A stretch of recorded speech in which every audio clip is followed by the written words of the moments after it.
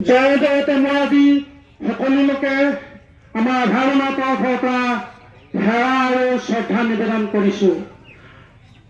আৰু অলপ আগতে যিকেইজনে যিকেইটা কাৰ্যসূচীত অংশগ্ৰহণ কৰি উদ্যোগ হিচাপে কৰিলে তেখেতসকলেও আমাৰ তৰফৰ পৰা অহা সেৱা সন্মান জনাইছো। আৰু বন্তি প্ৰদৰ্শক হিচাপে আমন্ত্ৰিত সন্মানীয় শ্ৰীযুত স্বয়মে প্ৰভুলৈ আমাৰ তৰফৰ পৰা সেৱা জনাইছো।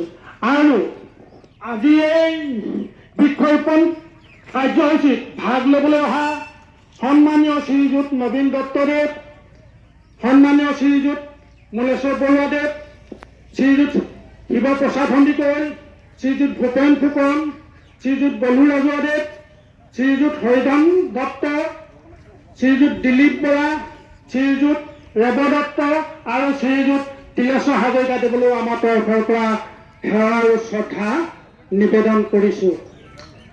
আজি এই শুভ স্থানত, পবিত্ৰ স্থানত, শুভক্ষণত, এই মহৎ অনুষ্ঠানত যিবিলাক ব্যক্তি আজি ইয়াত উপস্থিত হৈছে তেখেতসকললৈ জয়তে মই প্ৰভু ভগৱন্তৰ ওচৰলৈ কোটি কোটিবাৰ প্ৰণাম জনাইছো। তেখেতসকলৰ যেন প্ৰভু ভগৱন্তৰ প্ৰতি মতি হওক, সুস্বাস্থ্য হওক আৰু দীৰ্ঘায়ু হওক। আজি এই অনুষ্ঠানলৈ আমাক নিমন্ত্ৰণ কৰিবলৈ যিকেইজন ব্যক্তি কৰিছে তেখেতসকলেও আমাৰ তৰফৰ পৰা অশেষ ধন্যবাদ জ্ঞাপন কৰিছো। আজি এই মহৎ অনুষ্ঠানত আমাক নিমন্ত্ৰণ কৰাৰ কাৰণে। এই অনুষ্ঠানত আমাৰ সময়ত যে আজি আহিছো আমি মাত্ৰ নিমিত্তেহে, এইবোৰ চব নেদেখাজনহে কৰিছে। বা যিয়ে নহওক আজিৰ দিনটো মোৰ জীৱনত এটা চিৰস্মৰণীয় দিন হিচাপে হ'ব। আৰু মই আজি অলপ ভাগ্যৱান বুলিয়ে ভাবিছো প্ৰভুৱে আপোনাৰ সবকামা আজি মুখামুখি হ'বলৈ দিছে। বা যিয়ে নহওক আজি বৃক্ষৰোপণ কাৰ্যসূচী আপোনাৰ হাতত লৈছে। এইটো এটা বৰ মহৎ অনুষ্ঠান আৰু সকলোৱে জানে আজিকালি প্ৰত্যেকটো অনুষ্ঠানতে বৃক্ষৰোপণ কাৰ্যসূচী এটা থাকে। আৰু এই বৃক্ষৰ বিষয়ে মই বৰ বেছিকৈ বহলাই কোৱা মই প্ৰয়োজন নাই বুলি ভাবিছো। বৰ্তমান অসমৰ প্ৰাকৃতিক পৰিৱেশ হওক বা ভাৰসাম্য হওক এইখিনি ক্ষেত্ৰত আপোনালোকে নিশ্চয় সকলোৱে জ্ঞাত। খালি মই এটা কথাই ক'বলৈ গৈছো যে আজি ইয়াত বৃক্ষৰোপণ কাৰণে আমাৰ যিকেইজনক ব্যক্তিক মাতিছে বা আমি ৰোপণ কৰিম, আমি একো ডাঙৰ নহয়। যিজনে আজি এই গছজোপা সংৰক্ষণ কৰি তুলি তালি ডাঙৰ দীঘল কৰিব তেখেতহে মহান। মই তেখেতক পুনৰবাৰ যিকেইজনে চাব, সমিতিয়ে চাব, তেখেতসকলক মই যথেষ্ট গুৰুত্ব দিছোঁ। আৰু এটা কথা হ'ল যেনেকৈ শ্ৰীকৃষ্ণৰ জন্মৰাতি দৈৱকী আইতকৈ লালন পালন কৰা মাতৃ যশোদা মাতৃ হয়তো গুণ গৰিমা সদায় দিছে। তেখেতে নিজৰ ল'ৰা ছোৱালীক যেনেকৈ ডাঙৰ দীঘল কৰিলে তেখেতৰহে গুণ গৰিমা দিছে। আজিও মই এই ক্ষেত্ৰতে ভাবিছোঁ যিজন ব্যক্তিয়ে এইবিলাক গছ পুলি চাই সংৰক্ষণ কৰি ডাঙৰ দীঘল কৰিব সেইজন নিশ্চয় যশোদা মাতৃৰ লগত সমকক্ষ হ'ব। আৰু এই গছ বিষয়ে লোৱাৰ ক্ষেত্ৰত আমাৰ বিশেষ ক'বলগীয়া থাকিলেও বেছি নকওঁ। আমাৰ গুৰুজনা আশা বাক্য আছিলে এক বৃক্ষ দশ পুত্ৰ। গতিকে মহাবীৰ আলেকজেণ্ডাৰে কৈছিলে যেতিয়া পৃথিৱী জয় কৰিবলৈ গৈছিলে তেখেতেও এটা কথা কৈ গৈছিলে এক বৃক্ষ হাজাৰ সৈন্য হম। গতিকে মই আৰু বৃক্ষ বিষয়ে বেছি কোৱা প্ৰয়োজন নাই বুলিয়ে ভাবিছোঁ। আমাৰ অৰণ্য মানৱ আপোনালোকে নিশ্চয় জানে যাদৱ পায়েংদেৱে কৈছিলে গছ নুৰুলেও নালাগে কিন্তু কাটিব নালাগে। গতিকে অসমৰ এনেকুৱা এটা জলবায়ু আছে গছ নুৰুলেও ডাঙৰ হয়। বাৰু যিয়ে নহওক তথাপিতো আপোনাৰভাৱে বৃক্ষৰোপণ কাৰ্যসূচী লৈছে। আৰু আপোনাৰভাৱে জানে কালিগতি গছ কটাৰ কাৰণে আমাৰ অসমত দীঘলী পুখুৰী যিটো হৈছে সেইটোতো তুলপাৰ লাগিছে। গতিকে বৃক্ষৰোপণ কৰি গৈছোঁ, এইটো ভাল কথা। আৰু ইয়াত এজোপা যিজোপা আমি ৰুইছোঁ আমি নহয় কেইবাজনো ৰুব।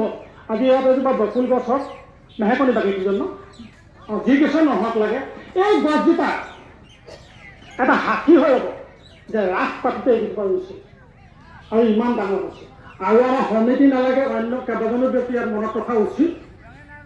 যোৱা 19 চনৰ পৰা ইয়াত হৈছে ৰাস নহৈছে। তেতিয়াৰ পৰা হয়তো নিশ্চয় বৃক্ষৰোপণৰ কাৰ্যসূচী লৈছে আপোনাৰ হবে।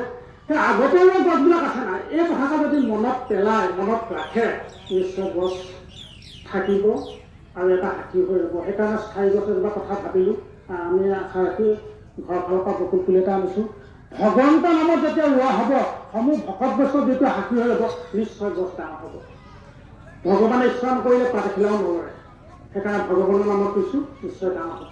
এই গছজোপাত প্ৰথমে কীট পতংগ আহিব, তাৰপিছতে জীৱ জন্তু, তাৰপিছতহে মানুহ আহিব।